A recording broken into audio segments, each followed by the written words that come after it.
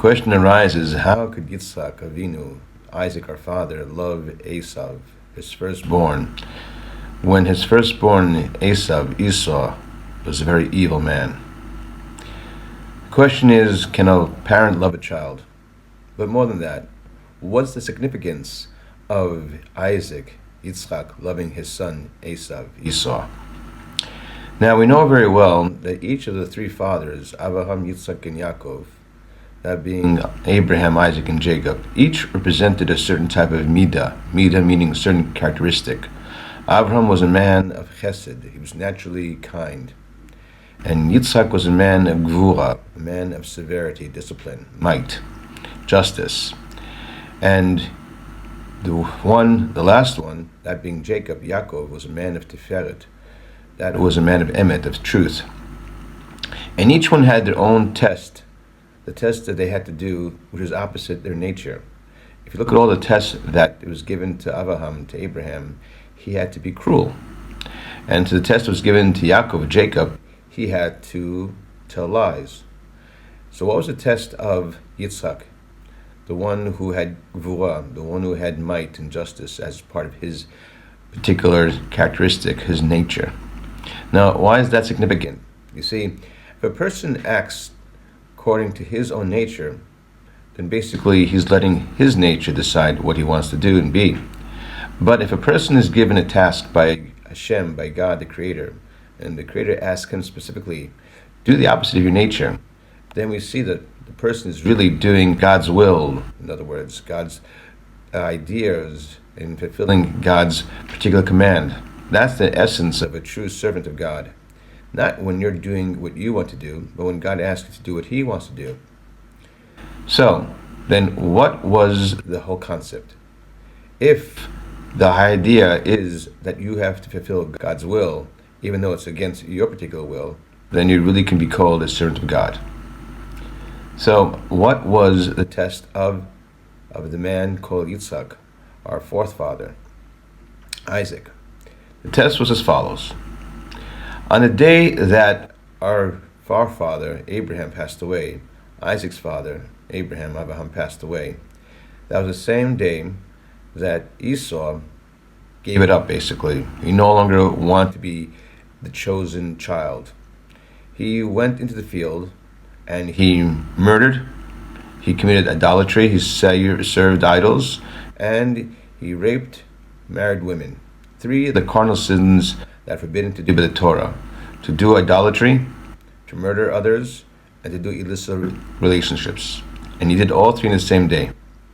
A terrible disgrace to God, a terrible disgrace to his grandfather Abraham, who just passed away, a terrible disgrace to his father Isaac, who's mourning. So you can imagine that all of this is being done by this evil son called Esav. And yet the verse says that Yitzhak loved his son Esav. Why? According to justice, he should kill his son. He's a terrible boy, evil. If it wasn't his son, he would have probably taken him to court and sue him and find him guilty of all the 3 terrible sins: idolatry, the idea of murder, and the sin of illicit affairs, adultery. And yet, what happens is, he doesn't kill his son. He loves his son. Why? Because he knew that was his task. He had to overcome his particular natural affiliation for justice. So he had to do the opposite of his nature. The same way his father, Abraham, had to do the opposite of his nature of being kind. He had to do cruel things. And Jacob, who's a son, had to do the opposite of his nature of telling the truth. He had to engage in lies, so to speak, in order to protect others. So each one had a particular task. Now, why was this given to Isaac? And Isaac is called the main forefather, or the main father that will be known and be presented in the future. In other words, of all the 3 forefathers of Abraham, Isaac, and Jacob, it is Isaac is the one that is going to be the paramount father in the time of the Mashiach, when the Messiah comes. That is a lesson to us to learn. Why? You see, if Isaac did not fulfill that act of justice, then everyone would say, you see, Isaac, when it comes to your son basically it's protection. In other words, you look the other way. If it was someone else's son, you would probably strike him down because he did these terrible things. So then why is Isaac doing this? If people say this is a terrible act of desecration of God's name, aren't you being a hypocrite? Shouldn't you be the one who's a man of justice and carry out justice against your own son? That really would prove that you're a man of truth or a man of justice.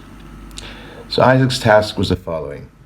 You see, it says in the following text within the commentaries, in Hebrew it says, Maaseh Avot Siman Lebanim. The acts of the forefathers are later on to be the signs for the children, us. So, how does that relate? The golden calf, when the golden calf occurred, God, Hashem, wanted to destroy the whole Jewish people because of the terrible sin of the golden calf. And had it happened at that moment, we would all have agreed to that. We would not have taken Hashem, God, to task and complained to God and say, why did you do such a terrible thing to us? Just the opposite. We would justify God's act of destroying us. But Moshe Rabbeinu, Moses, made an agreement with God, and God accepted the agreement. It's as follows. Moses asked Hashem, please, only destroy the people in piecemeal bits. In other words, when in time the people, the nation of Israel, becomes loaded, so to speak, with sins, then punish them by also adding the punishment of the golden calf to that particular generation. So throughout the ages, when there was certain times when the Jewish people were punished, or the Jewish people went through suffering, such as the Inquisition, such as the Muslim conquests, such as Christian persecution, such as the Holocaust, that happened to be all related back to the golden calf. Now imagine you are a child of 5 years old, and you hit someone, and your friend, also 5 years old, says, oh, you hit me? Don't worry, in 50 years I will hit you back. Just remember that. Now, for 50 years he doesn't hit you at all. All of a sudden you're walking down the street, he comes from nowhere and he hits you.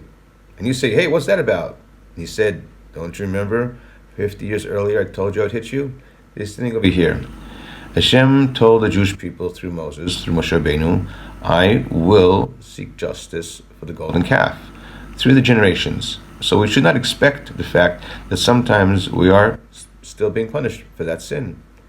Nonetheless, Hashem, God, always saves us and redeems us, and also is good to us by then reawakening our spirituality and giving us a proper and healthy and amazing life, and helping us as our nation. We're the only nation to survive 4,000 years, basically, no matter throughout all the persecutions we endured.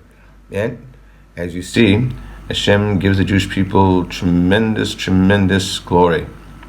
Even right now, the fact we're such a little nation, and yet the whole world's against us, and yet we still survive. So you see, we are the apple of God's eye, and God protects us. That being the case then, why did Isaac do what he did? He did it for a simple reason. Because you see, in the future, when God will be taken, so to speak, to task by the heavenly court, and the angels will say to Hashem, why don't you punish the Jewish people? So he will say, look at my son Isaac. Isaac was the personality and the epitome of a gvura, justice, of might. And he had the ability and the nature and the right, so to speak, whereby he could definitely punish his son Esav for being so evil. A murderer, a person does idolatry, a person engages in illicit affairs, rape, and so forth. And yet, he was able to overcome his natural instinct to carry out justice and love his son. So the same can be applied to us. Hashem will say, you see, even though I should punish you for the golden calf, nonetheless, I will learn from my son Isaac, and I will overcome my own sense of justice, my own sense of revengeance, my own sense of reckoning, and I will love you no matter what. And so it's been, and so it is. Hashem always loves us and takes care of us. And you see, no matter throughout the whole generations of all the 4,000 years that we've been persecuted, we've always been saved, redeemed, uplifted, and always reaching new heights. So remember, Hashem loves you. Hashem will take care of you. The Creator has a special bond with you. And remember, your place as the Jewish nation is to be a light unto the nations. and we are, and will be even greater and greater.